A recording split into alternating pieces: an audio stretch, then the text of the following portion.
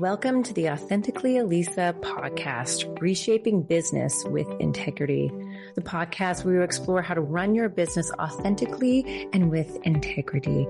I'm your host, Elisa Bogarts, a business coach and launch manager, helping coaches launch their programs and events that align with their business values. Together, we'll uncover these secrets to building a successful business without sacrificing morals, ethics, authenticity, or heart. Let's dive in. So let's dive into today's episode. Today, we're going to be talking about going through the fire. Today, I have an amazing guest with me, Nick Klingensmith.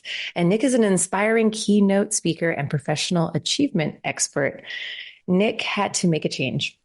A 4-time cancer survivor, type 1 diabetic, recovering alcoholic with herniated discs, nerve damage, and sleep apnea. He defies it all when he finds obstacle course racing. Refusing to accept his limitations, he's completed over 100 Spartan Races, which is crazy. If anyone's done any of those are hard. 6 major marathons, and several ultras, which is also beyond my capacity, and scores of other obstacle and endurance events. As someone who has walked the path of a sales professional, Nick is an expert in propelling other achievement-driven professionals and leaders to overcome fear and rejection and push past self-limiting doubts by inspiring them to take purposeful action towards their goals.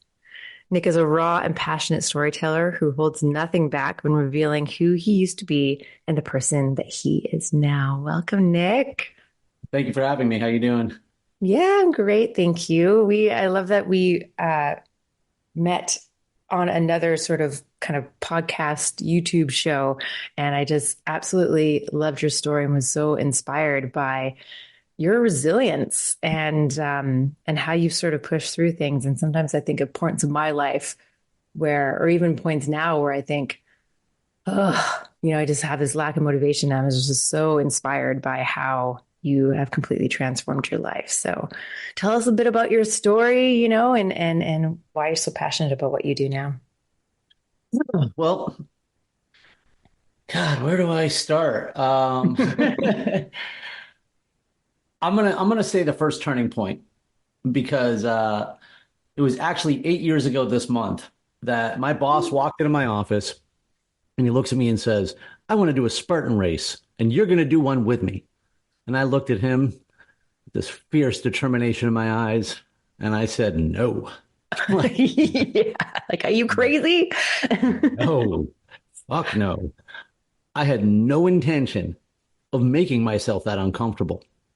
Yeah. But I went home that night and I was on the couch, physically on the couch, as well as metaphorically, as I was in my life at that moment. And that's when I discovered the problem. I already was that uncomfortable. I was 2 years sober. I was a VP of sales. My career was peaking. I had like 100 people working for me. We were crushing goals. I was in a new relationship with an amazing woman that's now my wife. And I had just decisively beaten cancer for the 4th time. And I was stuck. I already was uncomfortable. Had created a bubble around myself, created these self-limiting beliefs, this prison cell of just excuses and fear. And so I used to play competitive beach volleyball. And as my alcoholism became more important to me in my life, I eventually stopped playing volleyball. I stopped working out. I kept getting injured. And so now that I was sober, I was working out a little bit and I wanted something that would get me physical again. I needed something. I needed a change and I knew it. A lot of people talk about it all the time. I need a change. I need this thing. I just need this thing to happen. Well, it was staring me right in the face. So I said yes. I said yes to something I knew nothing about, something that was going to make me uncomfortable. It was 9 weeks away. That's a manageable amount of time.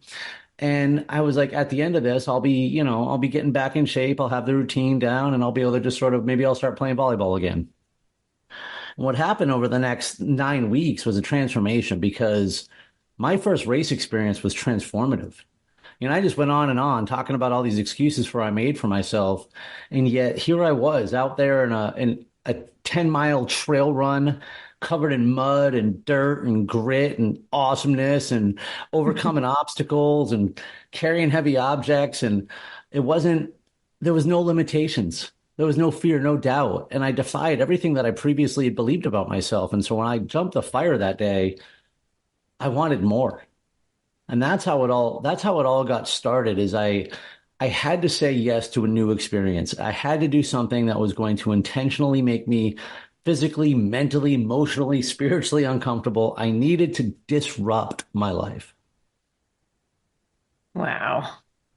Yeah, and doing that with a Spartan race, we've never had done anything like that before. Like they seem intense. They're I'm as hard as you picturing. want them to be. That's what I Mm, like to tell people.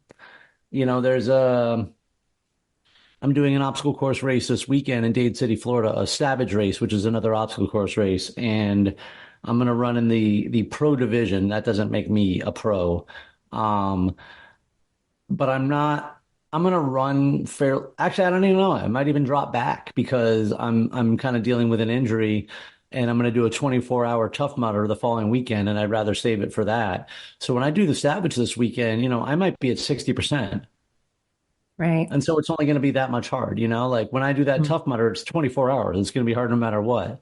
When I race my next Spartan in December, I'll be racing in the competitive division.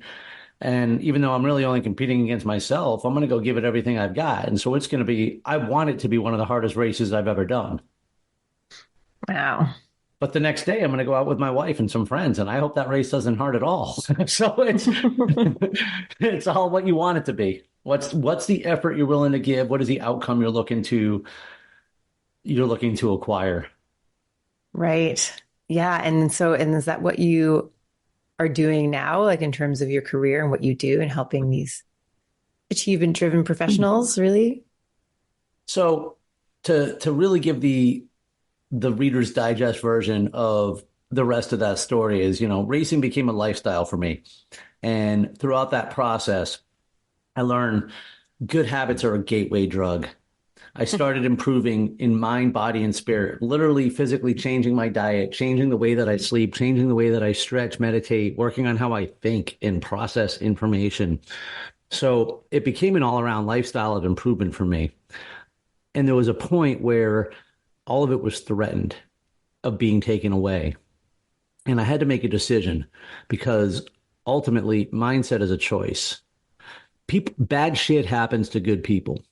And we call these people victims. And when it happens to us, we have been a victim. It's not our fault and we didn't choose it. But to stay that way is a choice. To Mm, stay in that mindset is a decision. To remain a victim. And victim mindset confuses resentment with resilience. And that's how I had been. I didn't realize it yet, but I had been a victim all this time. And I had just been resentful, and pissed off and fearful, like a reactive dog all this time. And that worked for a while, right? Like the demons that I surrounded myself with were the only ones who were there for me at a time. So it's like you need these things, but there comes a point where they hold you back. And then when I realized that I was still in this victim mindset, I had to make a decision that I would no longer be a victim anymore.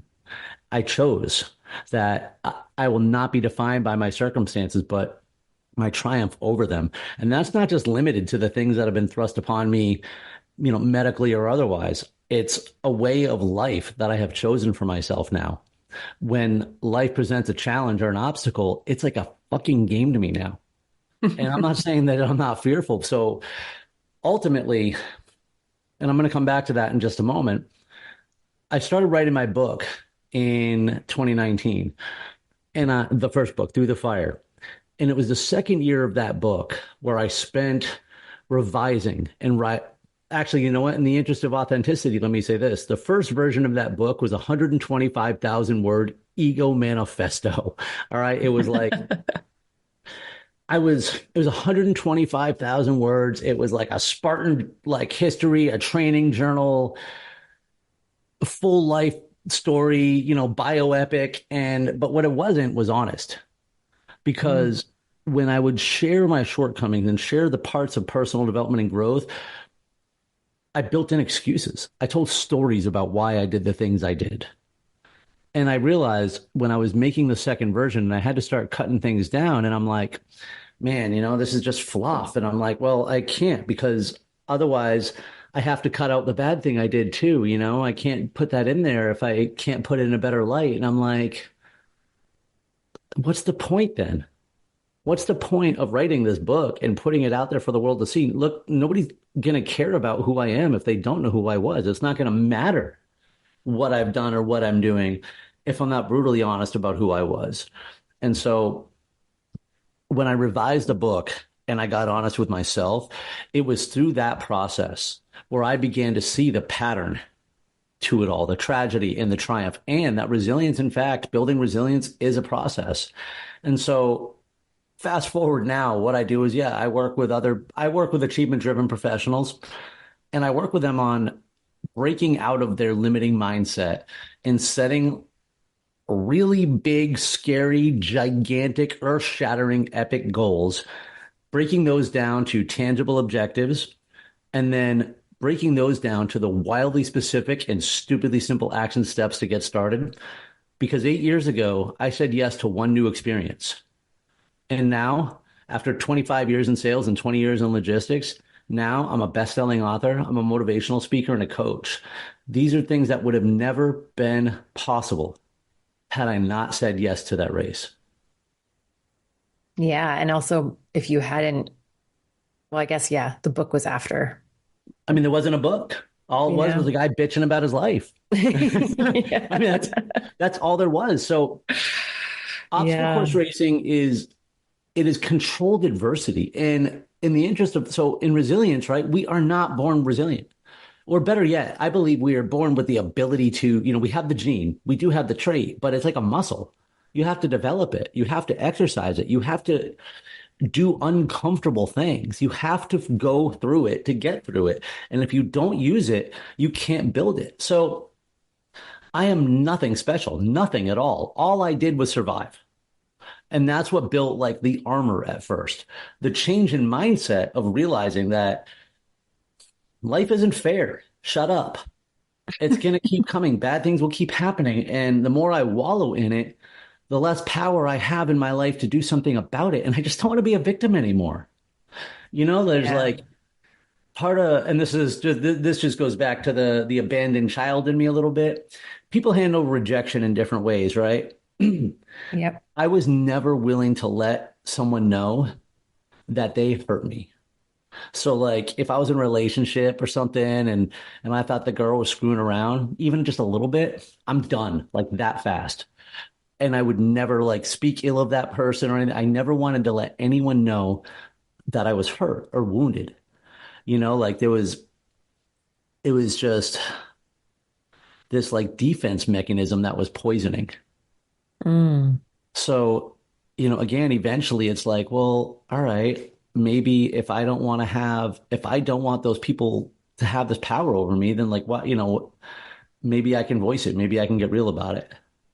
The first step, that Band-Aid, that ripping the Band-Aid off, that like doing the hard thing, whatever that hard thing is. And this is why, we've gone full circle here from surviving things to, physical challenges about getting real with ourselves. And that's why I do believe physical endurance training is mental endurance training. I believe like a physical awakening is a spiritual awakening. Like it's all, it's all one when you want it to be. And so a challenge is a challenge, whatever it is that gets us out of our comfort zone. But for me, keeping this persona bottled up for so long, like I said, I thought it made me tough. I thought it made me gritty, and resilient. It just made me fearful. It just made me fearful and resentful. And it was good for a while. As a matter of fact, it's one of the reasons I was good at sales is I could manhandle people verbally. um, like I could use the force. Like I was the very right level of assertiveness where I could, in fact, like enact my will on others. But it was exhausting. And that's Mm. not a good way to sell, and it's not a good way to live. Um, Yeah. but it was done from anger. Like the dark side of the force has a shelf life. So Yeah, so we kind of talked about like if we sort of move our conversation to authenticity and what that means to you, because it sounds like, yeah, you were very much for parts of your life not living authentically, but now it seems like you very much are. So what does it mean to you now and sort of how important is it to your life today? I mean, now it's got to be as close to the number one thing in my life. I mean, as recovery is the number one thing in my life, and being honest is a huge part of recovery. Um, it does start with being honest with yourself, and that's part of why, for me, being a speaker has is it's not a job, it's a lifestyle. I post daily videos. I engage with people who actually engage with my content, and I share pretty vulnerable shit. And because what I realized is that vulnerability is a superpower. When you Mm. call authenticity, I'm referring to the same thing, like being your open, honest, authentic self without fear of judgment, without, I can't say we can't care about judgment, but without fear of judgment. At least being able to say screw it, because I decided this, if I help one person by sharing something that's like without having to give the story around it or without having to paint a picture, just telling it what it was. If I helped that one person, it was worth it. In my new book, Selling Inspired, this book, I went right for the jugular. I didn't make any excuses at all. I opened the book talking about some of my shortcomings as a leader, both as a manager, as a director, as an executive. And all of those shortcomings, of which the way I would act or behave or interact with others always came down to fear. Yep. And I didn't try to sugarcoat it with anyone or anything. And I decided like this book, it's not a sales book. It's a book for salespeople. It's really just a book for people who want to continue their personal development and develop that mental resilience that they can apply in their professional life. But it has to start with taking responsibility for everything in our hula hoop. And I mean everything. Yeah, and it's you said earlier about this prison cell of excuses and fears, and I feel like that's such a great way of saying it that yeah, we aren't honest and vulnerable with ourselves, and yeah, I mean, it invariably, we holds us tell ourselves back. stories. Like we always create narratives. I know I do too. I mean, I daydream most of the day, so of course I do. Yeah. I mean, definitely fear. It all comes down to fear, and it really comes down to is fear and ego. Yeah. And often is a fear of not getting what we want, fear of losing what we have, or a fear that our reality might not be our reality. And Mm. this is something that's a systemic problem right now. Is people are afraid to be wrong. They're Yes. so afraid to be wrong. They're not even afraid to be proven wrong to others or appear wrong to others. They are just afraid to feel like they are wrong.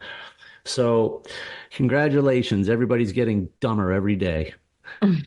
As if you aren't willing to make mistakes, if you aren't willing to be wrong, if you aren't willing to experience new things, you're going the opposite direction. And that's not resilience. That just creates resentment. And that's why in this climate, a lot of people are particularly edgy about anybody who threatens that sense of security. Yeah. And it's just driven by fear. So we react So much like, fear. And yeah, and I like can fear see it of because what? I know I've seen it in myself a lot that have that huge amount of fear, or if there is any type of like confrontation, or if I do something wrong. This actually happened to me the other week where I made this mistake. And of course, in my mind, I made it this catastrophic mistake. And I went down this like dark hole and I like ruined my whole afternoon. And I was just in a state. But I did do, some stuff. I did some like mindfulness work. I did some PQ reps. I did some tapping. I did a lot of things, but I also was like, it's okay for me to feel this way right now. And what was actually beautiful was all this work that I've been doing, and even the work that I did that day, allowed it to only be a day of this despair. It didn't follow me where before it probably would have followed me for a week or months. And actually, it just popped in my head last night. But it was like, okay, but I was able to put it away quite quickly. And of course, all was forgiven. Like a mistake I made. No, the other person didn't seem to care. And I was like, oh, okay, well, there you go. Last night, I went to my first in-person networking event in quite some time. And I was I mean, to be honest, I don't do things after 6 o'clock anymore. I mean, I'm up at 4 in the morning, like it's dinner time, watch an hour TV, stretch, meditate, walk the dogs, go to bed type thing. And so, I was kind of struggling to get out there anyways. I knew some of the people, but not a lot. And it's been a while since I really in-person networked, and I felt I was not at my best, kind of overtalked some people. I was a little too excited with some others, didn't ask enough questions. I just didn't do well as like networking, but now I'm probably the only person judging myself, and I was. So I went home fearful.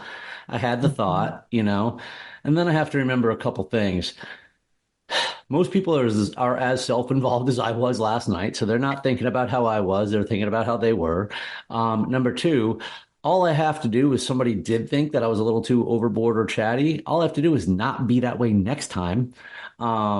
Still going to get invited back, right? Like, and these are just micro adjustments. Like, I wasn't just nitpicking myself because of having a feeling of being uncomfortable.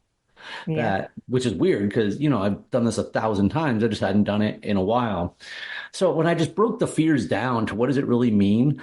And I'm like, okay, the only thing that I'm really afraid of is that people weren't going to celebrate me.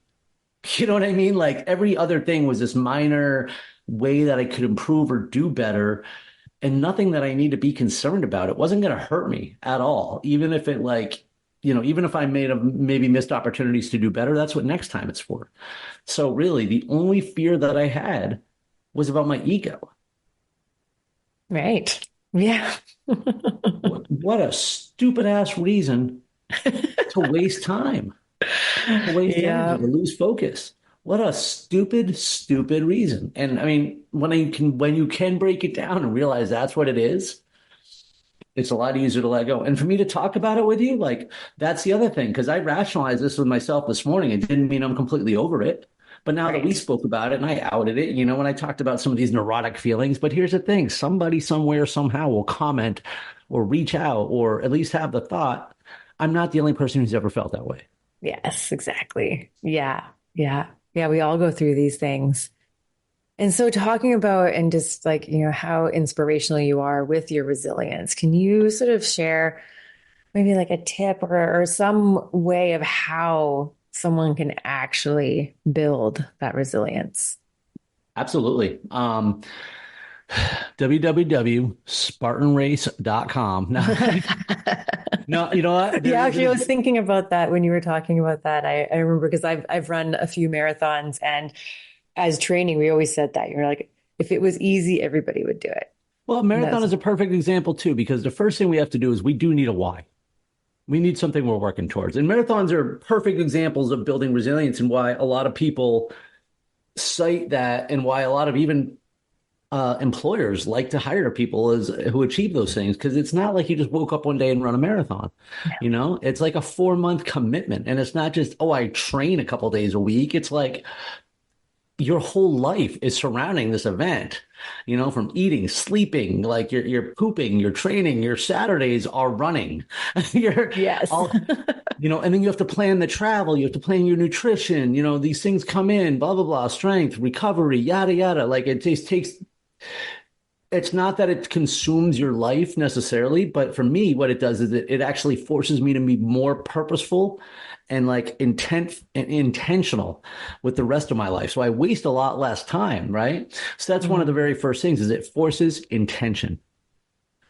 If you want to build resilience, you have to be intentional with your time. Stop screwing around. Like if you find that you don't have enough time, believe it or not, add a bigger project because you're probably just spreading yourself too thin on shit that doesn't matter. You can't build resilience by trying to be all things to all people. So we have to do something and prioritize it, right? A second is let's assess what I like to call our starting line. We have to accept where we are. I'm a type 1 diabetic. I can't stop being a type 1 diabetic. The more I use that as an excuse, like I'm not going to build resilience, I'm not going to get past it. The more I pretend that I'm not, or wish I could blame the doctors or blame this or blame that or the medicine that doesn't get me to the start of that race. It doesn't build resilience. Excuses do not build resilience. So when I accept that I'm a type 1 diabetic, though, I can be an ultra endurance athlete. When I take responsibility for whatever it is in my hula hoop, that means any circumstance that we have in our life is your responsibility now. Not to blame. It's not blame. That's different. It's not fault. That's different. All right. I am not at fault for having cancer. I am not at fault for being diabetic. I am not at fault for sleep apnea. I don't know if I'm at fault for alcoholism, but when I took responsibility for my alcoholism, I am now a recovering alcoholic. When I take responsibility for the things in my life, I can now start to move forward. We have our why, we have our starting line, and now what I like to call is this. Go ahead and list out your obstacles. What are the things that are going to prevent you from doing the thing you want to do? And when you're done writing them down, at the top of the paper, write down my first 3 steps, because whatever those obstacles are the first steps. It's basically at this point just logically breaking down the things that we think we're going to stand in our way to the wildly specific and stupidly simple action steps. Just put it in perspective. And at that point, it's about execution. Action, action, action. Action conquers fear. Action conquers doubt. Action builds resilience, because you have to go through it to get through it. There's no other way around it. You cannot resist your way into resilience. You actually have to take the action to do it. Taking a beating makes you a survivor, maybe, but surviving isn't resilient. The way that we thrive is by using what we have actually done to help others, the way that the things that have come and hurt us. And this is how we finally use this resilience or something else. We use that to help others. It loses its power over us and actually becomes a fuel. 5 steps, giddy up. And I think this is so good because I think that, as life ebbs and flows and has ups and downs, our resilience can also shift, right? Like I think that there can be certain points in a time where we're super resilient and we're taking that, brave action and we're doing all these things. And then, something happened or life changes and then you have to build it back up again. And I feel like, it's always good to remind yourself that you had done it before and therefore you can do it again. But you almost want to start throughout this whole process again in order to rebuild it up if life has knocked you down. Well, let me say this. Number one, I climb mountains, for fun. No mountain is straight up. You go up, down, switch back around, you cut back this way. Success is never linear. It's never a straight line. Straight lines only exist in geometry. And that's one of the ways that people get hung up. It's not a setback. It's just the next fucking step. That's it. It's just the next step. Quit bitching about it and take it. We call them setbacks because they're not where we want to go. Oh, well, life isn't fair. Quit throwing a temper tantrum. It's just the next step. Except when we accept that, that's another way of just being able to kind of to move beyond it. Oh, here's the other thing now, right? About when sometimes when life is kind of coming at you a little bit much. Yeah, nothing. Here's the other thing. Nothing exists in a vacuum. All right. It's never the one thing. You have to look at it in the context of the whole situation. All the pieces matter. This is why you and we chatted, I think it was, or we emailed somewhere along the lines. I exchanged the comment with you that, it's all a frame of reference. Right. The person who's never, ever had anything bad happen to them ever before, and they stubbed their toe this morning. Well, that's the worst shit that ever happened to them. It might seem like nothing to you or I, but to them, it's catastrophic. And their point of view, their frame of reference is valid. Yes. We have our own experiences.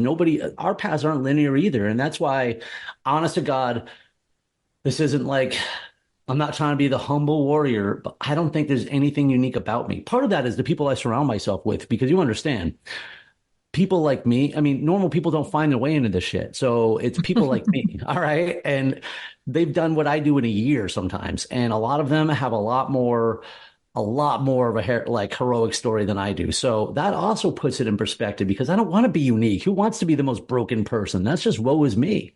But I don't think there's anything special about me. And so I share, except for maybe the totality of it all.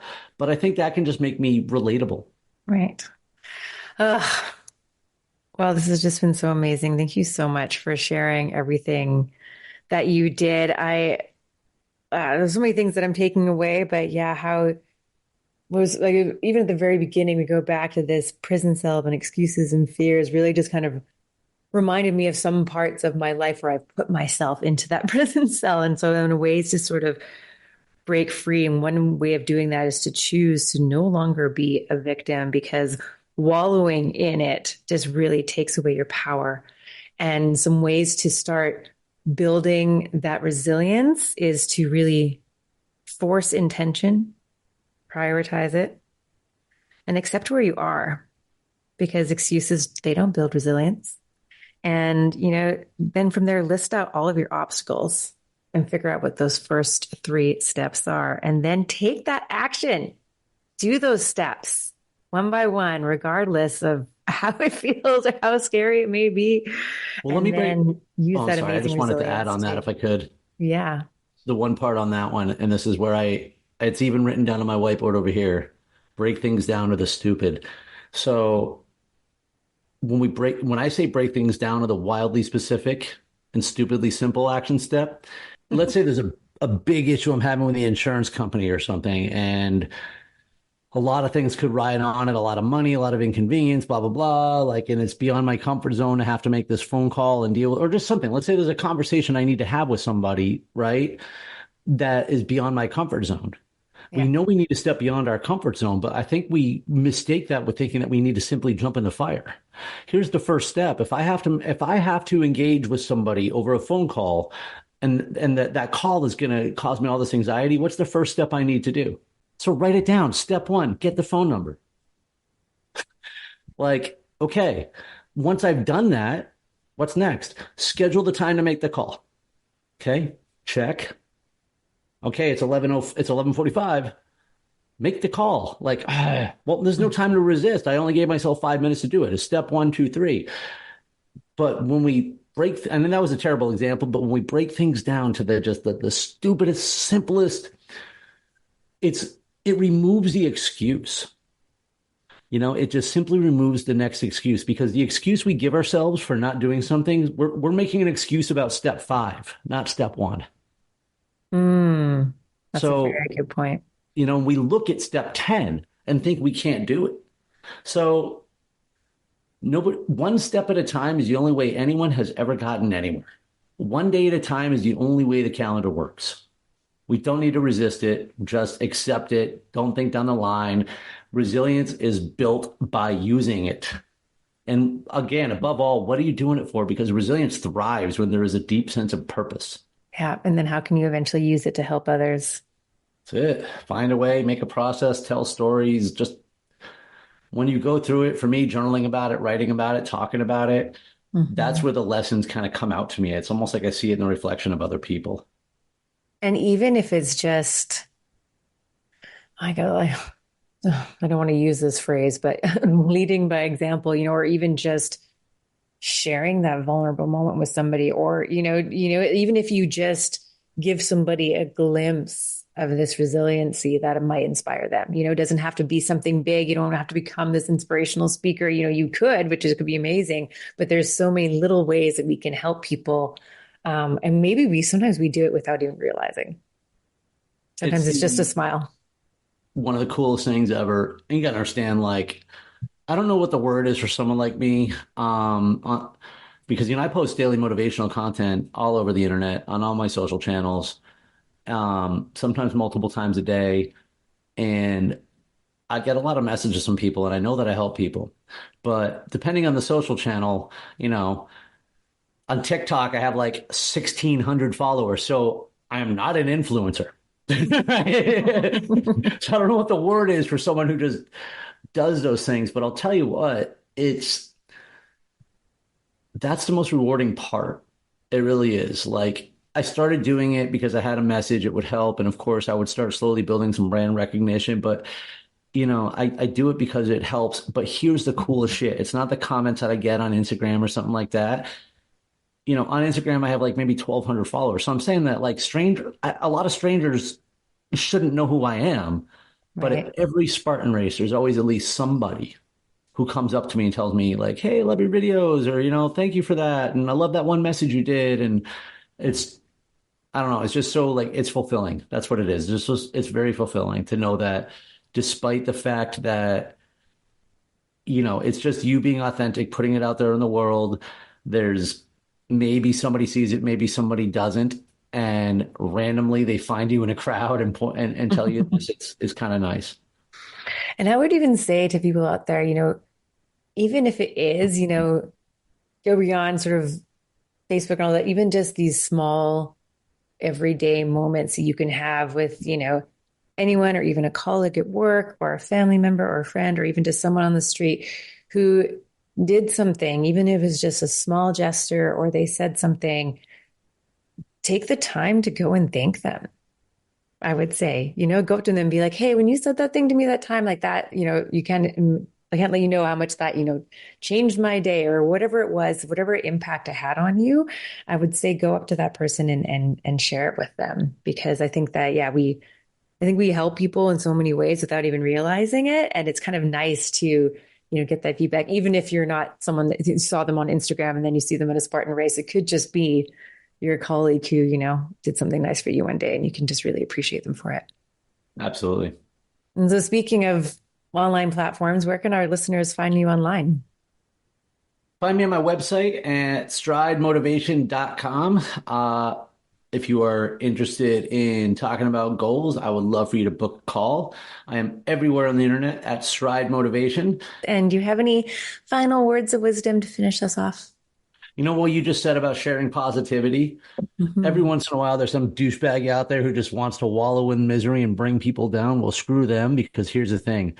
This is so funny for me, the way to say this, but positivity, in fact, is a self-renewing energy. You have to make that choice sometimes about 1,000 times a day, but a positive comment, you don't know the power it will have on others, and that power comes back. Absolutely. You can't harbor gratitude and resentment in the same thought. You can't harbor gratitude and fear in the same thought. So spread the good vibes, man, because they will continue to go around and they will be more powerful than the negativity, but you got to make it a choice. Oh, thank you for that. Thank you so much for being here. It's such a wonderful conversation. Thank you for having me. This was fun. Thank you so much for listening to this episode. I hope it inspired you to live a more authentic life. I'd love your help in inspiring more people to live authentically. So please follow, rate, and leave a review so we can create a ripple effect of authenticity. Until next time, stay true to you, be bold, and thrive on your own terms. This is Elisa, signing off authentically.